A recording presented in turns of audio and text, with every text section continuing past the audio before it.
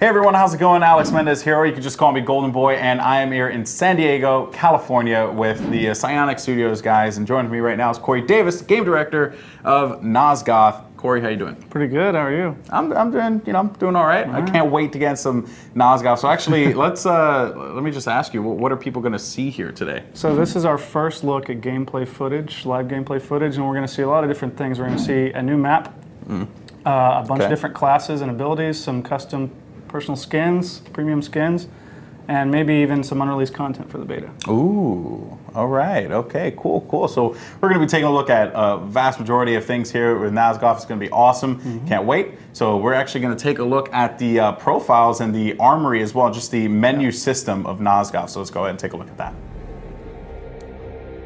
Tell me about the Hunter. So the Hunter is our sort of bread and butter ranged class. He's got an automatic crossbow, so people that play other shooters, he'll feel right at home with him. But he's also got a variety of damaging and disabling abilities. So, you know, we're looking right now at the grenade. It's a extremely powerful, typical grenade that you lob at somebody. But, you know, vampires are so fast, it takes a lot of skill to aim it properly and time it properly. Yeah. His bola is really his staple skill, which we saw for a second there. It actually wraps up vampires' arms and disables them. Yeah, and now we're taking a look at the Scout, which kind of is the more long-range focus class. So we're looking at his longbows. He's a sniper. He's got a camouflage ability that lets him go invisible. He can call out a rain of arrows and damage an entire group of vampires, which is really useful in group fights. Nice. Okay, well, of course, we'll see a lot of that, you know, variety later on as people play, and you know, of course, the Alchemist as well, another class, and the Alchemist is more or less that damage based, you know, AOE class. AOE damage dealer and support to some extent. Okay, very cool, very cool. And I guess of the three, which is the one that you prefer to use a little bit more than the other? If you had to give if the I nod, had to pick one, I really like playing Scout, but I treat them all equally when balancing. You treat them all fair. We want to get that point across. And another thing I want to ask you is about the abilities here. And actually, we're taking a look at one of the vampires of Reaver, which is I think one of the more popular ones or something. Yeah. Everything's earnable. Sure. Correct. So so all these abilities, you know, we're developers, so we have everything unlocked right now, but nothing gameplay relevant is cash only. You can earn everything by acquiring gold and purchasing it in the store. Okay, that's very nice. And I'll take a look at the Tyrant. Yeah. My personal fave. He's a lot of fun. He just dominates everyone. Absolute destruction. Hopefully we get to see that, you know, as we take a look at some of the matches here. And he's more of that tank character, right? Yeah, he can be played as a tank. You can also, you know, we just saw in Rage, you can play him as a damage dealer if you prefer that role, but he has a very big, hulking, tanky vampire. That's what you want to play. Of course, never a bad thing there. Yeah. And the Sentinel, finally, the aerial-based class here of the three vampire groups. Yeah, he can actually fly around maps. You have to climb to altitude before you can fly, but that's not too hard to do as a super agile vampire. Without a doubt. He's got a lot of really cool moves. Mainly, he can kidnap enemies and snatch them into the air and carry them away from their team. All right. Well, I think you know, we are going to be taking a look now at some action and seeing you know, how these players and you know, everyone stacks up. Any predictions on anything like crazy that we might see? I don't know. The teams are usually pretty even. Okay. But we'll see. We've had some powerful vampire teams here in the past, so they may take the day. We'll see.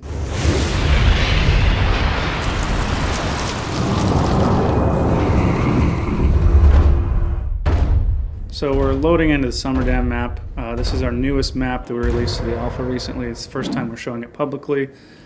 It's this really cool sort of human city under siege, and we're actually fighting over this prison city that's attached to it. So when Hawk here looks up into the hills, you can kind of see a city up on a hill on fire. Yeah, and also using the Alchemist class here, which is actually something that we did not touch upon in the you know, when we were showing you guys like the menus and everything, because we of course wanted you guys to see this one in action. So the Alchemist is very unique in comparison to and I feel like, you know, obviously the other two classes are super unique, but you know, the Alchemist in itself provides a much different experience, and you can actually see an engagement happening right now, right away. And that's not going to be good. Yeah. So yeah, the Alchemist, the cool thing she's got going is she not only has projectile weapons, so she's got this grenade launcher she's using. She just used her firewall, so she can basically conjure this nasty wall of flame that hurts vampires pretty badly. It's a good sort of positional deterrent. You can walk off an entryway or something like that. Yeah. So, and what are the alchemist's strengths though, right? Because you mentioned a firewall, but going up against a tyrant, that's not going good. For the melee kill. Already. That was pretty cool. That actually was pretty cool. It took 3 people to take the alchemist down, take Huck down. So her strength ultimately is range damage or AOE damage. Sorry. Okay. So the other classes are very much single target focused, except for their abilities. She's constantly shooting explosives. So if the vampires group up, she can do a ton of area damage to all of them. Okay. And now, and just my thing about this game is the maps. While they are very diverse in their design, it's not like you're going to be spawned out so far away that you're not going to get to the action. Right. So humans in particular, we do some squad spawning. So we try to. It's very hard to survive on your own in this game by design. So we try to spawn you in a group with your teammates. So even if you die a little off sync with somebody, you'll spawn together as a unit. Oh, and now we see the kidnap. That's not good, and this is going to cause a certain amount of damage there. Now, what's the range on the damage, actually, when you get kidnapped, so out of curiosity? So the base kidnap doesn't do direct damage, but you take more and more damage the farther you fall. You can't take a one-hit kill just because we avoid those as a rule. Okay. But you can do maybe half to 70% of your life if you get high enough in the air. That's just, it's hard to pull off as a sentinel. Okay.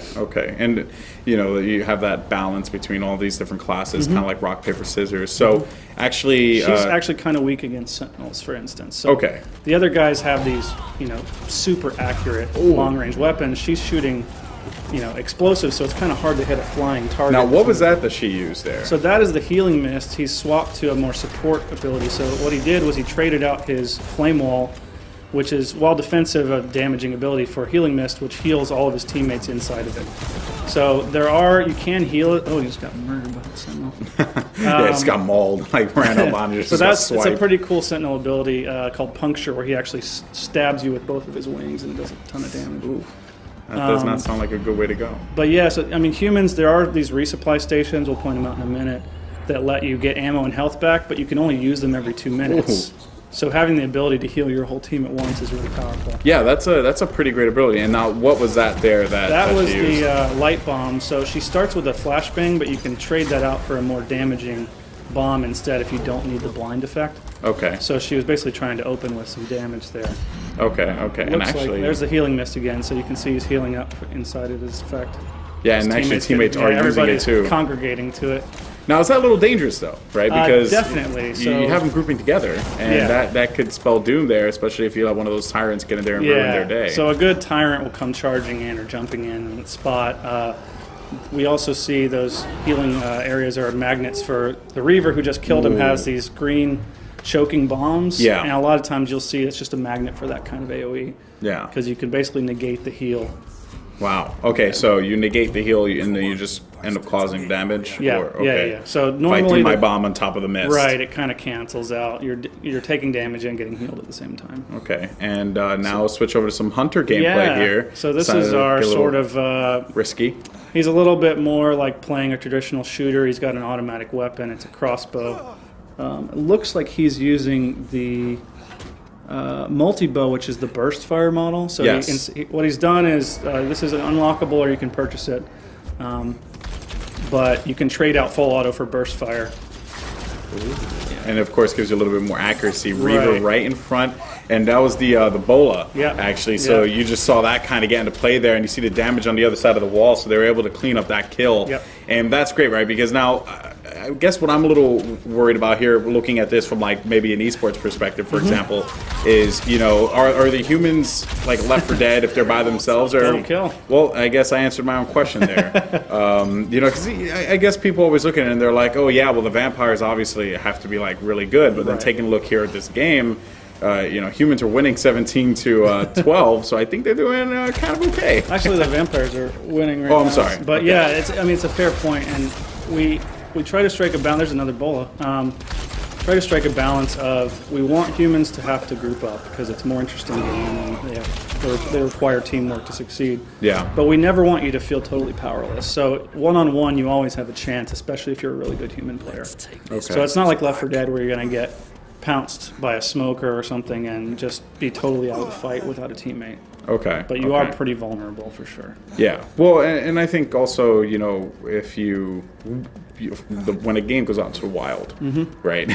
You have these players that are just so good already, good. and I think you said it before. It's like when it goes out there, I'm already bad at the game because everyone else is, you know, these players that have so much experience, and you can see some of that accuracy there. Yeah. That multi-blow. So interestingly, you know, the initial reaction is often that the vampires are overpowered or too good, and what we find is we've actually had to do more to correct humans being OP because as people get more and more and more accurate, the humans just get deadlier and deadlier, whereas, you know, the vampires are a little more ability-driven, a little more movement-driven. So we're constantly looking at ways to increase the skill cap for vampires.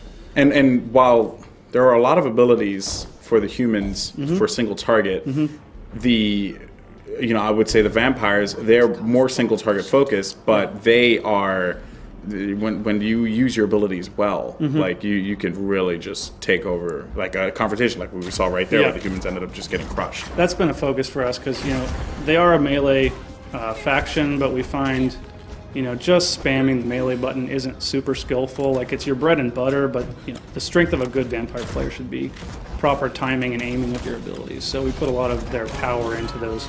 Yeah. We'll see those in a little bit. Vampires are only going to be 2 kills away from victory here. So, you know, in-house vampire, this team of vampires definitely, you know, outperforming. Yeah, it looks like we may have not assigned the teams as well as we should have. But we'll see how it goes when they trade sides, see if it's quite the same or not. That should be pretty fun there. So about 2 minutes and 40. So now you guys, there's a flamethrower. Yeah. That has been the bane of my existence in the alpha so much. Oh goodness. There. Yeah, he totally did. But as a Reaver, I just fear for myself. So now 14-30, we have a second side. I'm curious, what happens in the instance of a draw? Like, what have you planned? So if you draw in the one round, then you obviously have the second round to settle it because it's the cumulative score that wins. We're still discussing how we want to handle full round draws. Right now, we go towards the team that achieved the score first. Okay. So if you get to 30 kills, the round ends immediately, and you win that round. So we basically just treat whoever reached the score first that it ends on as the winner right now. Okay. But, you know, we're always looking at things. It'd be awesome to have like a sudden death sequence or something like that, but it's a little more challenging with 2 factions because it's like you have to play both in a sudden death. Yeah. Now we have Reaver gameplay here, and again, guys, this is like one of the first times that you're probably seeing this. So a lot of you are probably going wild in the chat, or you're, you know, really just digging it. Now the Reaver is, I wouldn't say you're more traditional because I don't think, you know, it's what I would expect most people when they log into the game to select because it's something that looks a little familiar. But the skills and abilities that the Reaver have are very unique. Well, why don't you like break that down a little bit? He's very much a skirmisher, sort of. You know, you can see our giant glowing tyrant there, who's more of the tank class. The Reaver is more of our skirmishing DPS. Triple kill. Yeah, Hog's got a triple. So what he's focusing on, his core ability is the pounce. Basically, he can charge up and leap pretty far across the level. If you played the Hunter in Left 4 Dead, you'd probably be familiar with the idea of what the ability is.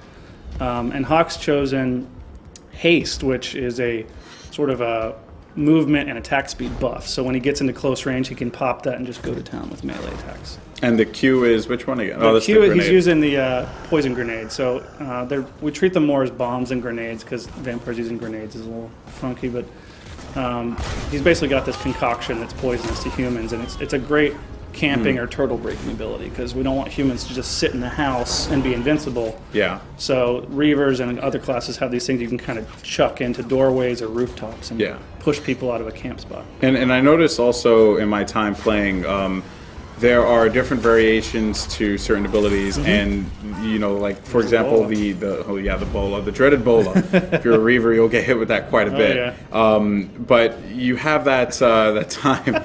He's propped up on there, so you have different kinds of abilities. Like I know one apparently like doesn't assist you as much with being able to leap onto a victim. You have to aim it yourself manually, right? Yeah, so his core ability that you get when you start is called Pounce. We have a variation called Savage Pounce that does more damage, but it doesn't provide any aim assist. So you can see when he's charging it up, there's a little claw marker over people's heads. That means you have them locked on. Okay. And it basically will help you hit them. 9 times out of 10, you should be able to hit them. Right, and the Savage Pounce basically lets you trade out, say, I'm really good, I'm going to forego all my aim assistance, but I'll get more damage. So it rewards skill shots, so if you line up the perfect pounce from way across the map, it does significantly more damage than the base pounce does. I can only imagine calling that action. He's going to go for it. Yeah. Oh my goodness, across the map! It's pretty... Oh, the guy just got kidnapped. That is just not cool at all. So... Oh, he's going for here. He missed it. Man, that would have been disgusting. One of the coolest interactions is actually grabbing a guy out of the sky. We have a couple. So you can have that interaction, right? Yeah. That team comp almost. We don't put any limitations on that. We haven't seen that level of coordination in the alpha yet, but we assume eventually players are going to just do absurd things.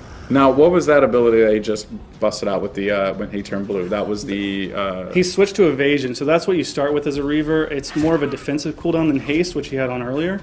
And evasion dodges all the bullets that are shot at you, and it will also break you out of any things like Bola. So it's very good for survival purposes. But yeah, it turns off your attack. So the trade-off is you're basically invincible except to explosions, but you can't attack people. Which alchemists have taken full advantage of when I fight them. Exploded. Nothing they could do there. So Psionic's very own Eric with that kill.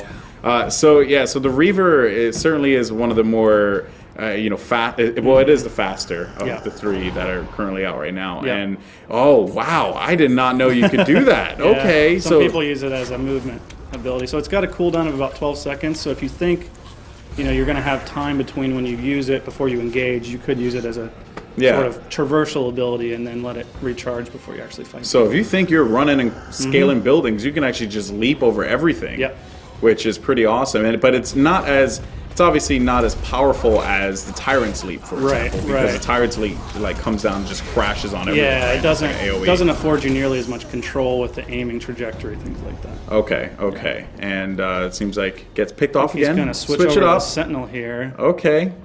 And what is he going to use? Try and kidnap some of these alchemists. Dive bomb? All right. Yeah, so he's using the stock Sentinel loadout. You basically get kidnap, which we've seen from the other side. So, you can't fly from standing. You have to climb something and leap off of it to get the altitude, basically, to start flying. But once you're in flight, we don't put any restrictions on it. Yeah, and I actually there's that dive bomb.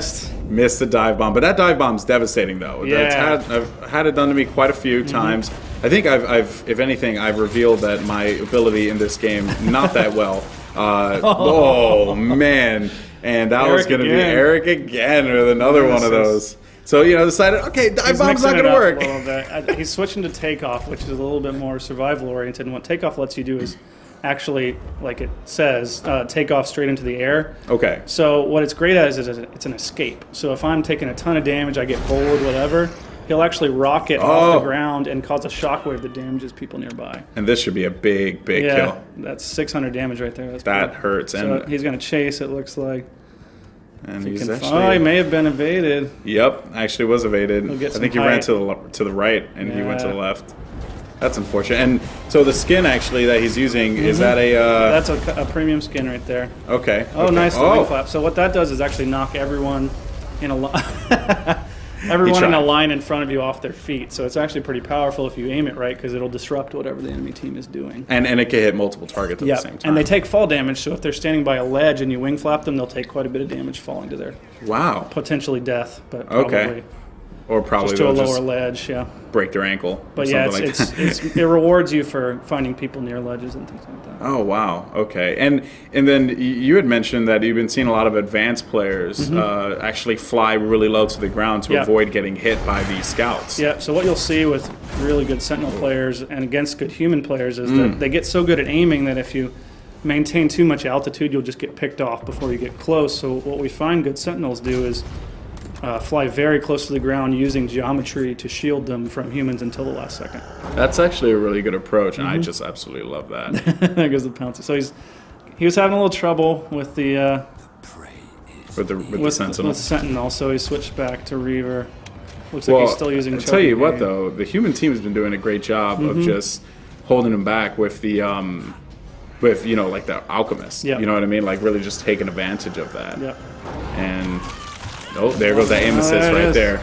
And, but you can get broken out, as you saw right there. So if you're getting shot, you are going to be taking some damage, and you're going to have to get away from that. Yeah, you can knock. So he's playing Reaver with Pounce. You can knock pouncing Reavers off of teammates.